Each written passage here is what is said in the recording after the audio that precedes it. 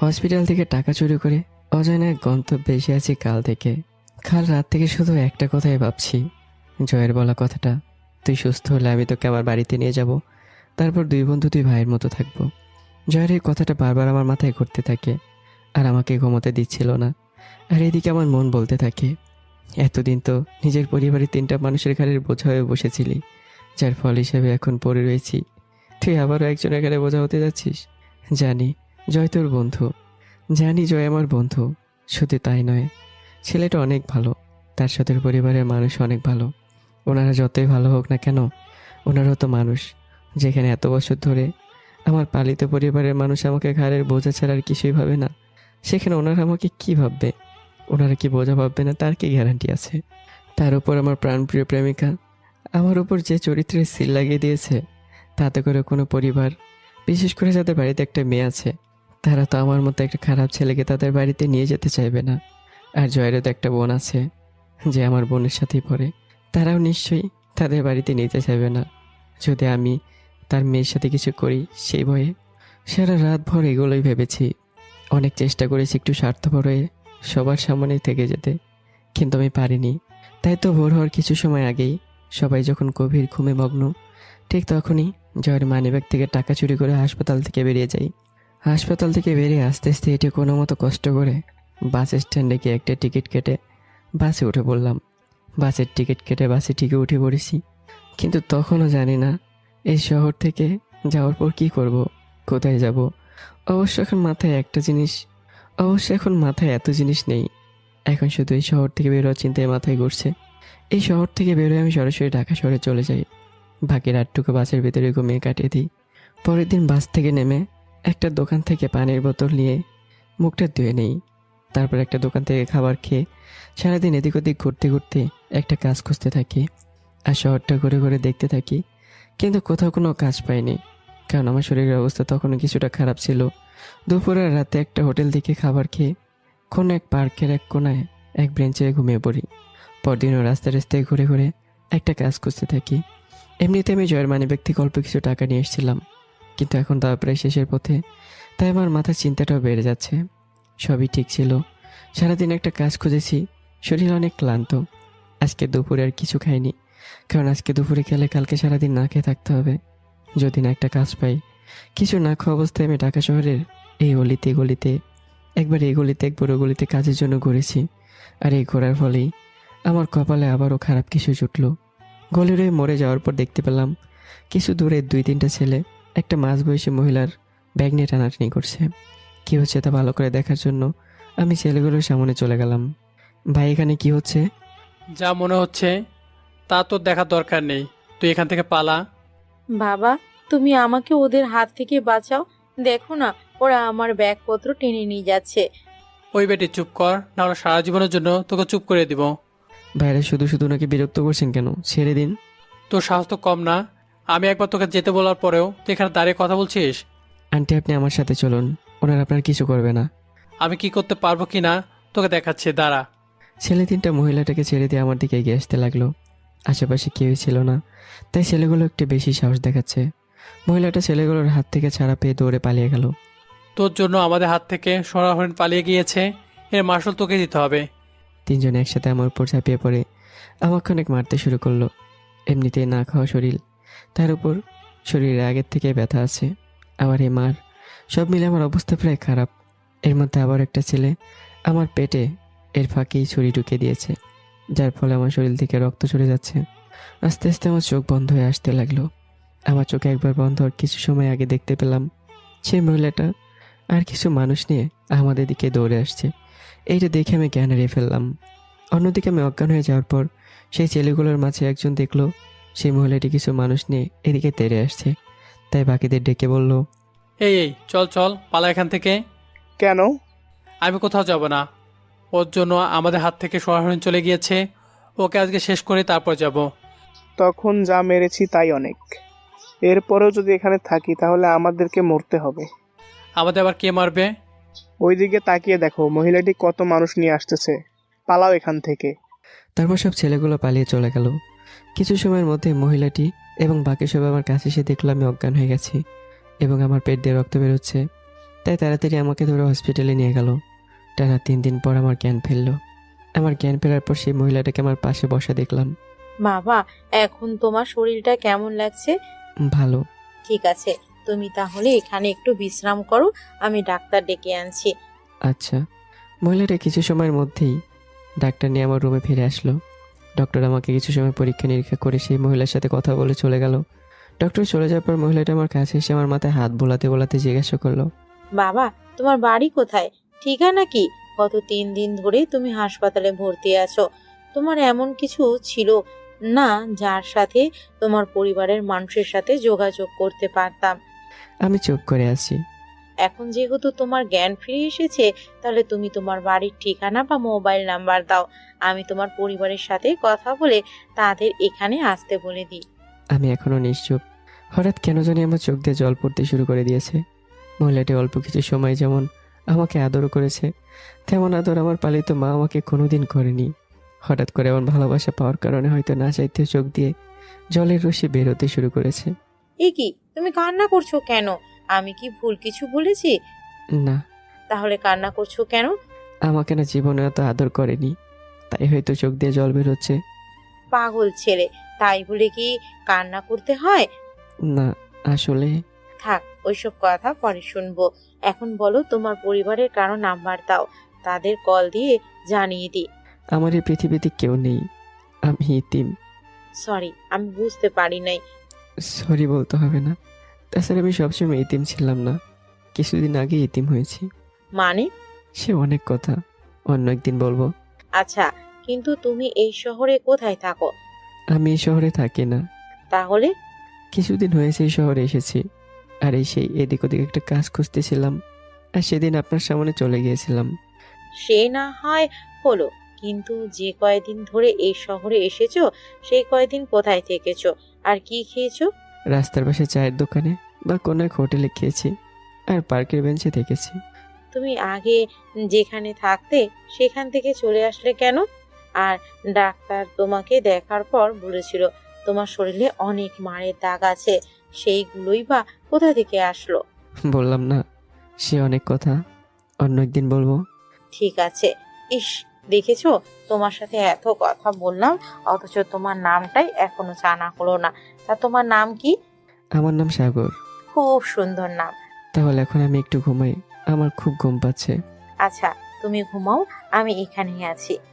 মহিলাটি আমার মাথায় হাত বুলিয়ে দিতে লাগলো, আর আমি মনের শান্তিতে ঘুমের দেশে পাড়ি জমালাম। দেখতে দেখতে অনেকগুলো দিন কেটে গেল।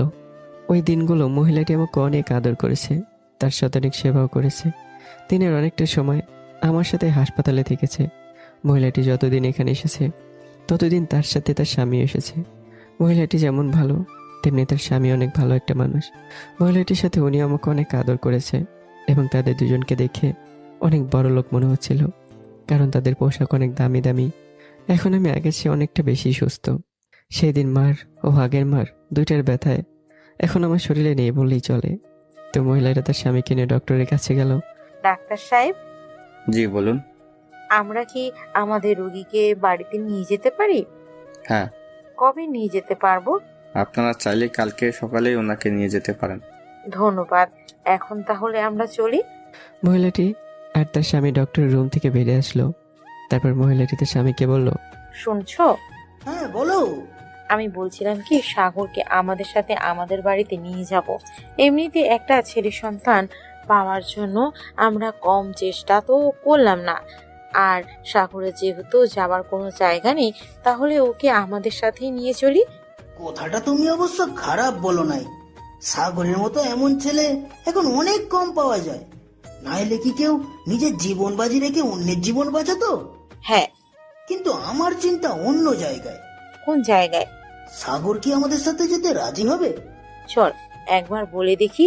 জানো, আবার না বারবার একটা কথা মনে হচ্ছে। কি কথা?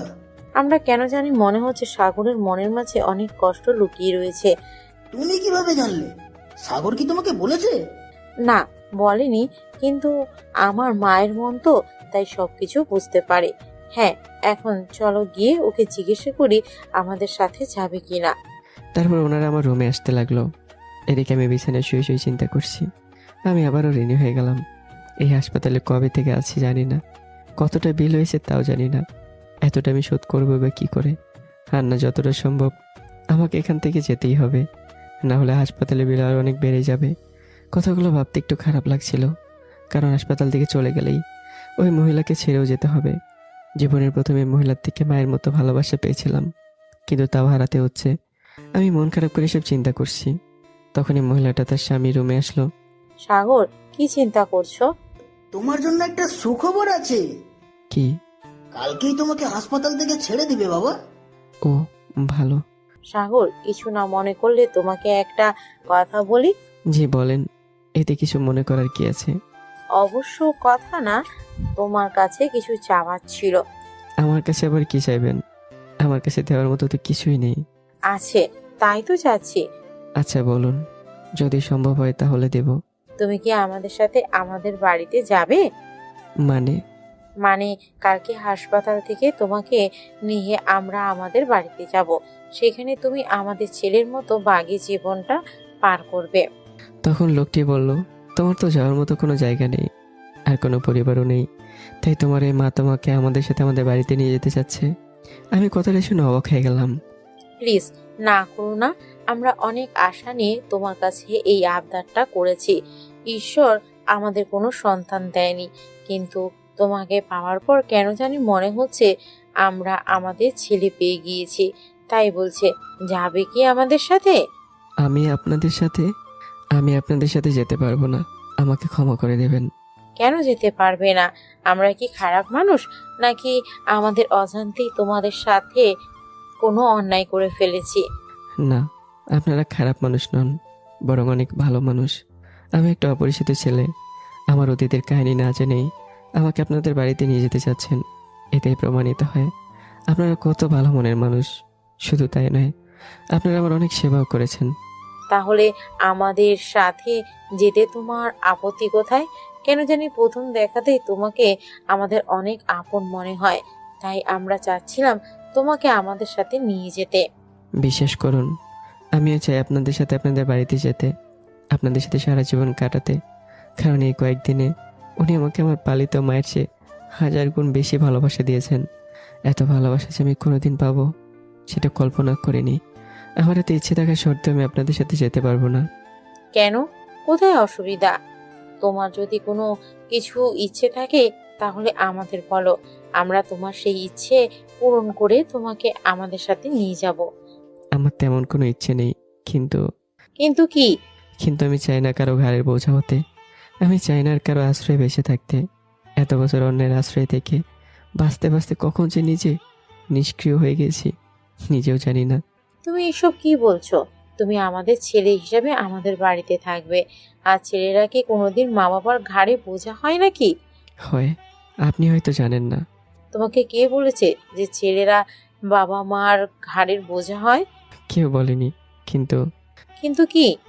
আমার নিজের জীবনে এমনটা হয়েছে। নিজের জীবনে এমন হয়েছে মানে? মানে হলো এতটা বছর যারা আমাকে লালন পালন করেছে, আমার মা বাবা, আমার পরিবার, কিছুদিন আগেই তারা বলেছে আমি তাদের ঘাড়ের বোঝা। কি? হ্যাঁ, আর আপনি সেদিন বলেছিলেন না আমার শরীরে এত মারের দাগ আসলো কোত্থেকে?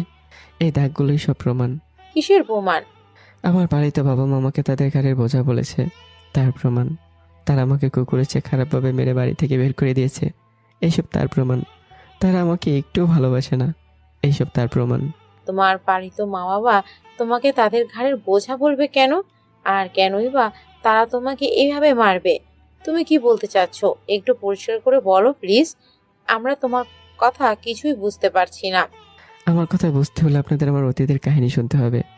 তুমি বলতে শুরু করো, আমরা শুনছি। কিন্তু আমি আপনাদের একটা শর্তে অতীতের কাহিনী বলবো। কি শর্ত? আমার অতীত শোনার পর আপনারা আমার উপর করুণা করতে পারবেন না। আচ্ছা। তারপর আমি তাদের আমার অতীত বলা শুরু করলাম। মায়ের অবহেলা, ভাইয়ের অত্যাচার, জয়, আমার বন্ধুরা, বাকি সবার কথা, আরোহীর সাথে ঝামেলা, তারপর প্রেম, আরোহীর আমার প্রতি প্রতিশোধ নেওয়া, বাবার ভাই আমাকে কুকুরের মতো মেরে বাড়ি ছাড়া করা, সব কিছু। কথাগুলো বলতে বলতে কখন যে আমার চোখে জল এসেছে আমি নিজেও জানি না। সব কিছু বলা শেষ করে আমি হাত দিয়ে নিজের চোখের জল মুছে তাকে দেখে ওনাদের চোখেও জল। এ কি, আপনারা কান্না করছেন কেন? কোনো মা বাবা কি তাদের সন্তানকে এইভাবে মারতে পারে? নিজের সন্তানদের না মারতে পারুক, কিন্তু রাস্তায় কুড়িয়ে পাওয়া সন্তানকে হয়তো ঠিকই মারতে পারে। আচ্ছা, তোমাকে তোমার পরিবার কখনো কুড়িয়ে পেয়েছিল? মানে তোমাকে যখন কুড়িয়ে পেয়েছিল তখন তোমার বয়স কত ছিল? তা আমি জানি না, কিন্তু এতটুকু বলতে পারি, বাবা আমাকে যখন কুড়িয়ে নেয় তখন আমি একেবারে ছোট ছিলাম না। একেবারে ছোট থাকলে আমি হয়তো বেঁচেই থাকতাম না, কারণ ছোটবেলায় মা আমাকে একদম দেখতে পারতো না। আর আমি বাচ্চা অবস্থায় থাকলে আমাকে নিশ্চিত না খেয়ে মরতে হতো। অবশ্য তখনই হয়তো আমার জন্য ভালোই হতো, অন্তত এত কষ্ট তো পেতে হতো না। একটা দিব কানের নিচে। কি সব অলক্ষণে কথা বলছিস? আর যদি কখনো তোর মুখ দিয়ে এসব কথা শুনি তাহলে তোর খবর আছে, এই আমি বলে দিলাম। সরি। কালকে সকাল সকাল তৈরি থাকিস, আমরা এসে তোকে নিয়ে যাব। আমি যাব না। আরেকবার না বললে এইবার সত্যি সত্যি কানের নিচে একটা লাগিয়ে দিব। ভালোই ভালো বলছি, তৈরি হয়ে থাকিস, নাহলে জোর করে তুলে নিয়ে যাব। কথাটা মাথায় রাখিস। আচ্ছা। তারপর মহিলাটি চোখ মুছতে মুছতে চলে গেল। তার পেছনে তার স্বামীও চলে গেল। হঠাৎ করে অপরিচিত মহিলাটির এমন পরিবর্তনে বা শাসন করায় আমার কেন জানি একটু খারাপ লাগলো না, উল্টো কেন জানি মনে মনে ভালো লাগলো। হয়তো মনটা মহিলাটির ভেতরে আমার মাকে খুঁজে পেয়েছে, তাই আর তো ওনার কথা ফেলতে পারলাম না, ঝট করে রাজি হয়ে গেলাম। অন্যদিকে মহিলাটি কান্না করতে করতে গাড়ি থেকে বসলো। মহিলাটির ভীষণ ভীষণ তার স্বামীকে গাড়িতে বসলো আর মহিলাটিকে সান্ত্বনা দিতে লাগলো। আহা, হচ্ছেটা কি? আর কত কান্না করবে? এইবার তো কান্না করা বন্ধ করো। কিভাবে কান্না বন্ধ করব তুমিই বলো? এই যে এক ছেলেহারা মায়ের কান্না। ওর কথা মনে পড়েছে? হ্যাঁ, কেন জানি খুব করেছে, ছেলেটার কথা মনে পড়ছে। ওর জন্য আর কত কান্না করবে? এতগুলো বছর তো প্রতিদিনই ওর জন্য কান্না করেছো। তাছাড়া আর আমার কি বা করার আছে? নিজের ভুলে ছেলেটাকে হারিয়েছি, তার মাসুল তো কোনো না কোনোভাবে দিতেই হবে। প্লিজ, এখন আর কান্না করো না। তুমি এক ছেলেকে হারিয়েছিলে, তাই হয়তো ঈশ্বর আরেক ছেলেকে তোমার কাছে পাঠিয়ে দিয়েছে। এখন এই ছেলেকে নিয়েই আমাদের বাকিটা জীবন পার করতে হবে। হ্যাঁ, তাই আর কান্না না করে তাড়াতাড়ি বাড়িতে চলো। বাড়িতে গিয়ে ওর জন্য তো আবার ঘর গোছাতে হবে, তাই না? হ্যাঁ, হ্যাঁ, চল চল। তারপর তারা বাড়িতে চলে গেল। বাড়িতে গিয়ে আমার জন্য সুন্দর করে একটা রুম সাজিয়ে পরদিন সকাল আমাকে নিতে হাসপাতালে আসলো। সাগর, তুমি তৈরি তো? হ্যাঁ, কিন্তু আপনাদের বাড়িতে যাওয়ার আগে আপনাদের কিছু বলার আছে। কি? আমাকে আমার মতো চলতে দিতে হবে, আর আমি যার যোগ্য শুধুমাত্র আমাকে তাই দিতে হবে। তার চেয়ে বেশি কিছু দেয়া যাবে না। চাইলে কম দিতে পারেন, কিন্তু কোনো মতে বেশি দিতে পারবেন না। আচ্ছা। আর সবচেয়ে গুরুত্বপূর্ণ কথা, কি? আমি আপনাদের কি বলে ডাকবো? তোমার খুশি। চাইলে বাবা মা বলে ডাকতে পারো বা অন্য কিছু, কিন্তু আমাদের বাবা মা বলে ডাকলে আমরা বেশি খুশি হব বাবা। মা বাবা বলে ডাকতে আমার কিছুদিন সময় লাগবে। এতদিন আমি আঙ্কেল আন্টি বলে ডাকবো। আচ্ছা, তোমার কথা বলা শেষ হয়েছে? হ্যাঁ। তাহলে এখন তাড়াতাড়ি বাড়িতে চলো। বাড়িতে তোমার জন্য একটা সারপ্রাইজ অপেক্ষা করছে। কি সারপ্রাইজ? এখন বলা যাবে না। সারপ্রাইজটা কি তা জানতে হলে বাড়িতে যেতে হবে। ঠিক আছে, তাহলে চলেন। তারপর হাসপাতালের সব বিল মিটিয়ে আমরা বাড়ির দিকে যেতে লাগলাম। আমি ভাবতে লাগলাম সারপ্রাইজটা কি হতে পারে। দেখতে দেখতে আমি ওনাদের বাড়িতে চলে আসলাম। গাড়ি থেকে বেরোয় যখন বাড়ির দিকে তাকালাম তখন আমার মুখ হা হয়ে গেল, কারণ বাড়িটা অনেক অনেক বড়। একজন বড় ব্যবসায়ীর বাড়ি ঠিক যেমন হয় ঠিক তেমনটা ওনাদের এই বাড়ি। এখানেই দাঁড়িয়ে হাঁ করে থাকবি নাকি বাড়ির ভেতরেও যাবি? হ্যাঁ, চলুন। আমি একটু লজ্জা পেয়ে মাথা নিচু করে নিলাম। আর লজ্জা পেতে হবে না। আর একটা কথা শোন, কি?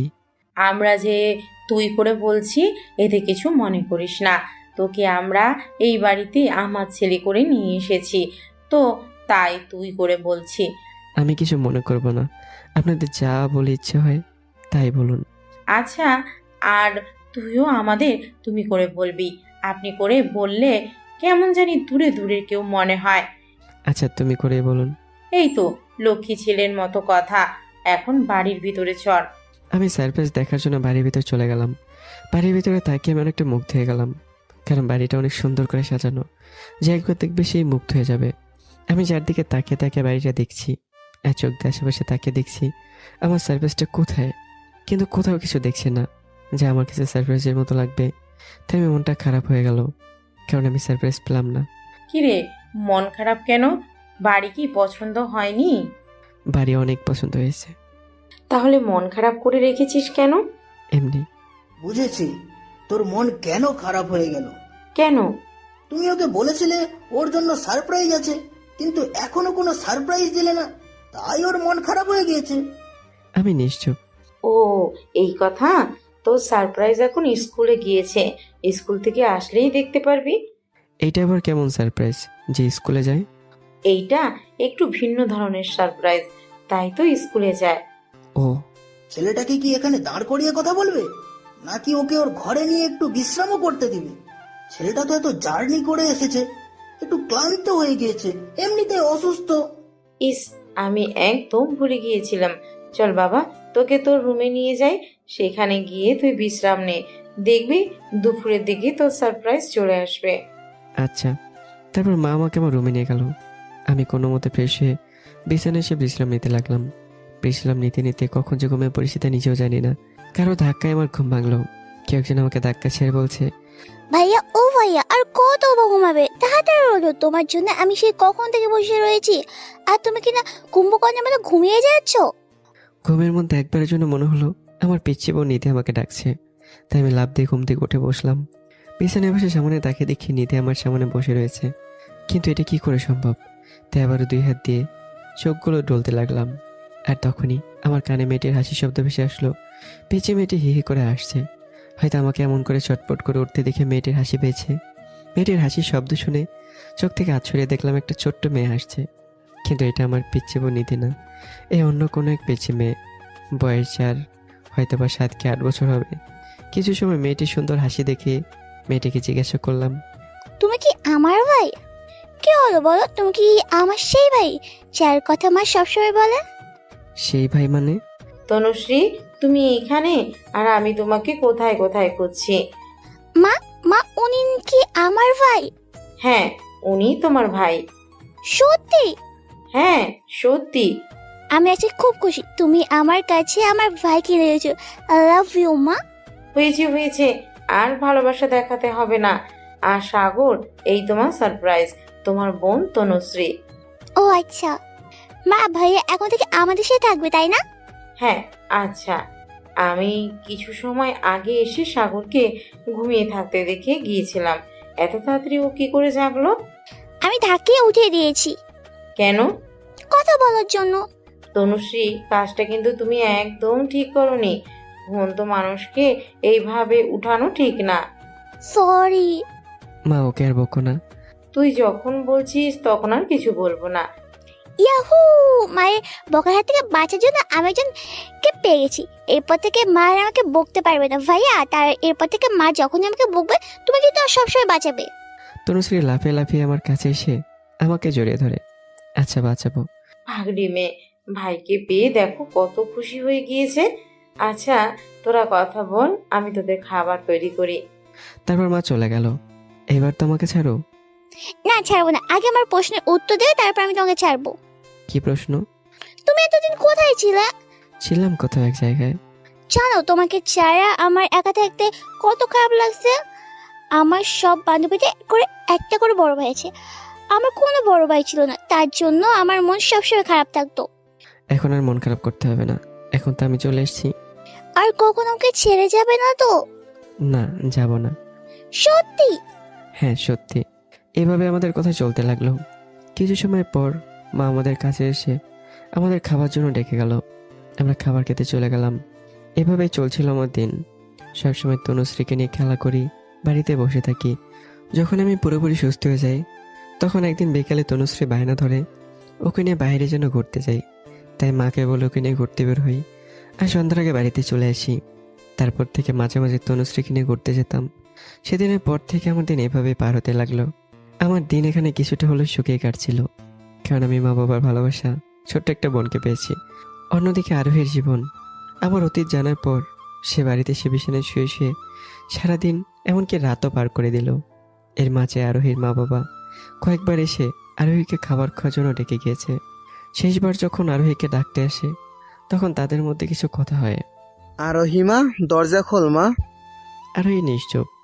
আরোহী, তোকে তোর বাবা ডাকছে, দরজা খুলে বাহিরে আয়। আরোহিমা প্লিজ বাইরে আয়। তোমাদের সমস্যা কি? বারবার এসে ডাক দিয়ে আমাকে বিরক্ত করছো কেন? তোর বাবা তোকে খাবার খেতে ডাকছে। আমি একবার বললাম না আমি কিছু খাবো না?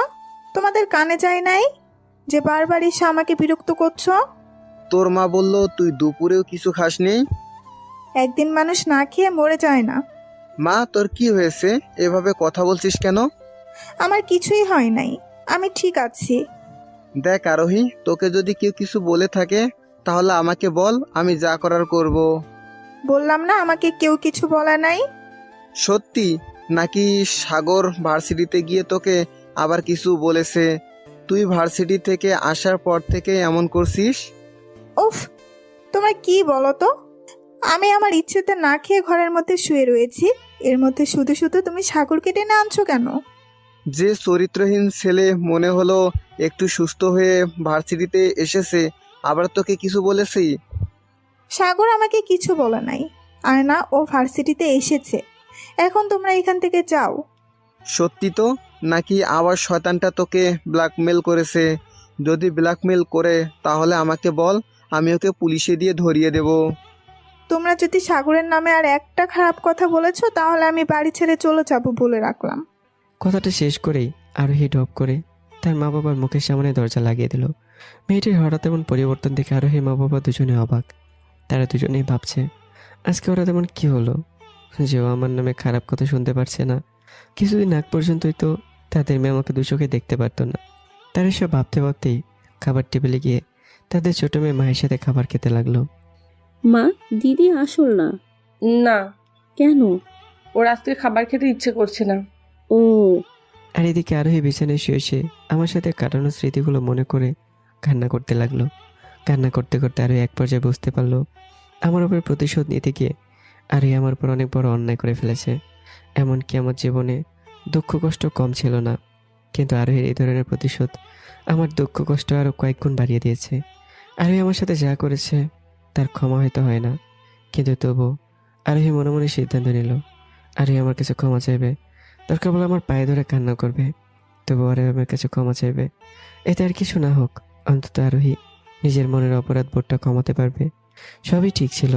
হঠাৎ আরোহীর মনে আরেকটা প্রশ্ন এসে জড়ো হয়, আর তা হলো আমি এখন কোথায়? আমার কাছে ক্ষমা চাইতে হলে আগে আমাকে নিশ্চয়ই খুঁজে পেতে হবে, কিন্তু আরোহী তো জানে না যে আমি কোথায়। তাই আরোহী একটু চিন্তায় পড়ে গেল। পরক্ষণে আরোহীর মাথায় জয় এবং বাকিদের কথা আসে। আরোহী নিজেকে নিজেই বলে আমার কথা আর কেউ না জানলেও জয় এবং বাকিরা নিশ্চয়ই জানবে, কারণ ওরা আমাকে হাসপাতালে নিয়ে গিয়েছিল আর এতদিন আমার সাথে ছিল।